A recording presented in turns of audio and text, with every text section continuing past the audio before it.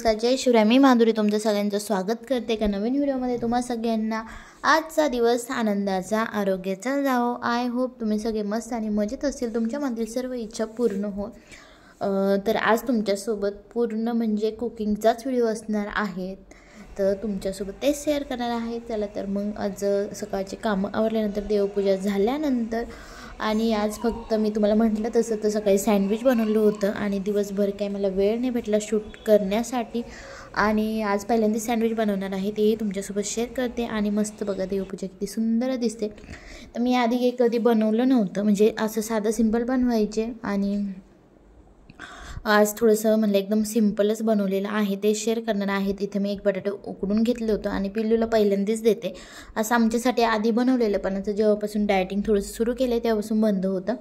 तर पिल्लूला आज पहिल्यांदाच देणार आहे, बघू त्याला आवडतं की म्हटलं. तर इथं मी बटाटा एक उकडून घेतलं, त्यानंतर कढईमध्ये तेल टाकलं, हळद, त्यानंतर जिरे मोहरी टाकली आणि एक मिरची कट करून टाकली, ते छान परतून घेतलं.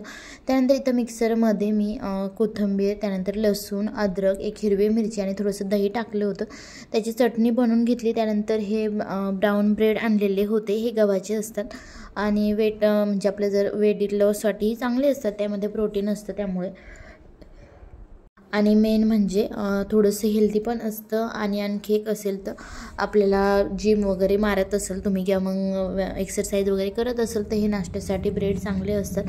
तर ही जी चटणी होती मी ग्रीन बनवून घेतलेली, ती एक साईडनी लावून घेतली. त्यानंतर आतमध्ये स्टफिंगसाठी जी बटाट्याची चटणी स्टफिंग बनवलं होतं ते लावलं. आणि दुसऱ्या ज्या ब्रेड होतं त्याला जे आपलं असतं टोमॅटो केचप ते लावलं, म्हणजे छान होईल म्हटलं दोन्ही बाजूंनी आणि खायलाही मस्त लागल. तर जे असतं आतमध्ये जे मला चटणी लावलेली होती ती व्यवस्थित लावून घेतली सगळ्या बाजूंनी. आणि दुसऱ्या बाजूंनी हे जे केचप आहे ते लावते.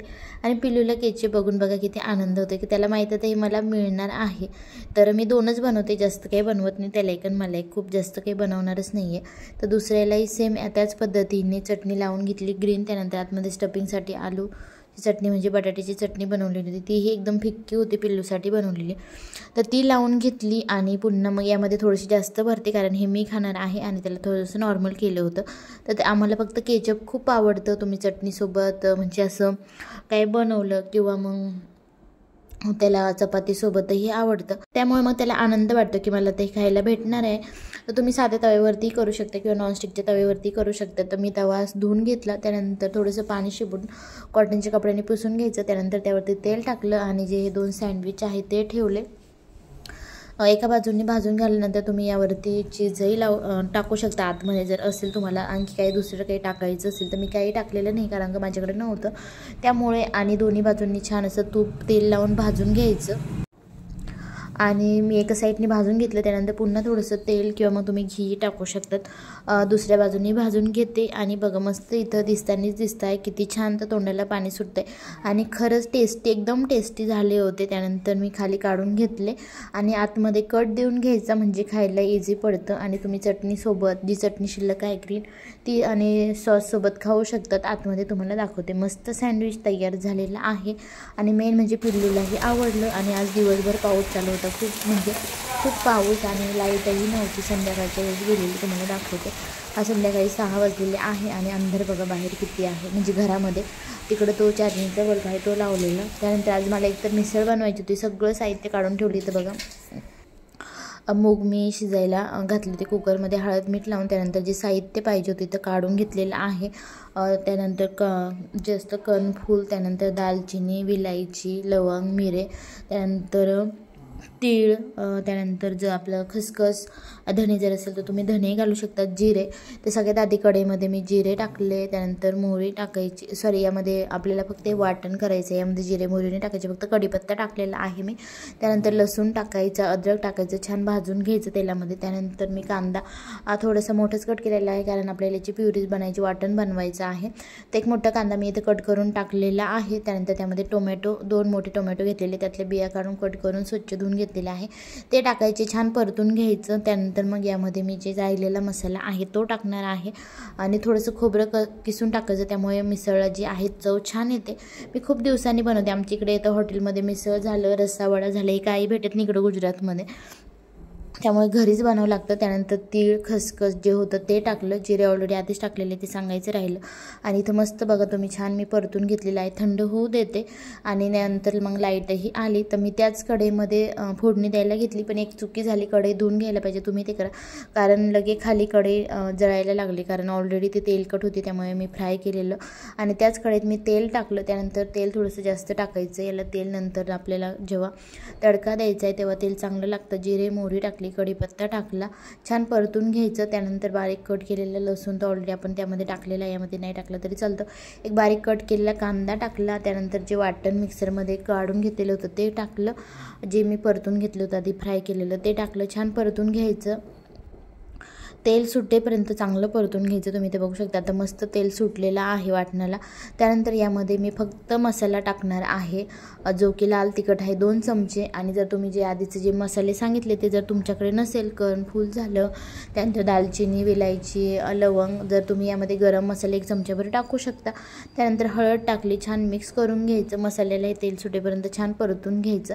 आणि त्यानंतर तुम्ही यामध्ये मी शिजवलेली जी मटकी आहे ती टाकणार आहे। जर तुम्हाला अशी नसेल शिजवायची तर तुम्ही यामध्ये डायरेक्ट टाकू शकता आणि नंतरही शिजवून घेऊ शकता, मग त्याला खूप वेळ जातो, तसं झटपट होतं म्हणून। आणि जेवढं पाणी पाहिजे तुम्ही यामध्ये ॲड करू शकता। आणि असंही जी मिसळ आहे तिचा रस्सा हा पातळच असतो, त्यामुळे मी थोडंसं पाणी एक्स्ट्रा टाकते, कारण आपल्याला पावसोबत खायची आहे। तर जेवढं पाणी पाहिजे तेवढं तुम्ही यामध्ये टाकू शकता। आणि ऑलरेडी मटकी शिजवताना मीठ टाकलेलं आहे, त्यामुळे मी आता मीठ टाकणार नाही आहे। छान अशी एक दणदणून उकळी काढून घ्यायची, तर जेवढं मला पाणी पाहिजे होतं तेवढं मी त्यामध्ये टाकलं। त्यानंतर इकडं मिसळला उकळी येते तोपर्यंत पाव गरम करते। आणि यांनी यावेळेस थोडेसे वेगळ्या पद्धतीचे पाव आणलेले, तुम्ही ते बघू शकता, चांगले होते, म्हणलं ठीक आहे। आणि किती 25चे 12 असेल बहुतेक, मीही काही विचारलं नाही, असंच काहीतरी असेल। तर इथं जोपर्यंत मिसळला उकळी येते छान उकळी काढून घ्यायची दणदणीत मस्तपैकी, आणि मग छान लागते मिसळ। आणि तुम्ही जे मसाले सांगितले ते नक्की तुम्ही यामध्ये टाका, डिस्क्रिप्शनमध्ये मी त्याचं साहित्य देईल तुम्हाला। आणि खोबरं टाकल्यामुळे खरंच छान चव येते, आणि आपण जे मसाले आहे जे अख्खे मसाले टाकतो ना त्यामुळे आणखी छान लागते, डायरेक्ट जो रेडीमेड मसाला टाकण्यापेक्षा, असं मला वाटतं। तुमच्याकडे नसेल तर तुम्ही ते ॲड करू शकता। आणि जर तुमच्याकडे टोमॅटोही नसेल तर तुम्ही यामध्ये थोडंसं दही मिक्स करूनही टाकू शकता। तर मस्त उकळलेली आहे, त्यानंतर मी आता आम्हाला खाण्यासाठी घेते। तर मस्त मिसळ आहे बघा, इथं मस्त छान तर्री आलेली आहे जशी पाहिजे तशी। आणि आमच्याकडे इथं भेटत नाही त्यामुळे घरी बनवूनच मस्त त्याचा आस्वाद घ्यायचा असतो। तर रस्सा काढून घेते आहे, आणि मी थोडंसं पातळच ठेवलेलं आहे, तुम्हाला आधी म्हटले तसं। तर यांना ताट बनवून देते, तर मस्त मिसळ मी एका ताटामध्ये काढून घेते। आणि आपल्याला कसं हॉटेलमध्ये थोडीशी वेगळ्या पद्धतीने असते, घरची थोडीशी वेगळी पद्धत होते, पण तुम्ही जर या पद्धतीने बनवली ना सेम हॉटेलसारखीच बनते। त्यानंतर त्यामध्ये शेव टाकली, आणि हो मला कोथिंबीर टाकायचं राहिलं होतं ती टाकली मी। त्यानंतर त्यामध्ये कांदा टाकला, आणि खूप सारी बारीक चिरलेली कोथिंबीर टाकायची। त्यानंतर पावही मी बटर टाकून गरम करून घेतलेले होते ते घ्यायचे। त्यानंतर मस्त लिंबू, कांदा आणि कोथिंबीर, एकदम मस्त जेवण। आणि जी मिसळ आपल्याला पाहिजेच ती हॉटेलसारखी मस्त तयार झालेली आहे, या तुम्ही पण खायला। तर आज फक्त कुकिंग आणि कुकिंगच होतं। तर असं छोटासा व्हिडिओ होता, कसं वाटलं नक्की सांगा, आवडल्यास लाईक शेअर आणि सबस्क्राईब करा। Thank you, bye.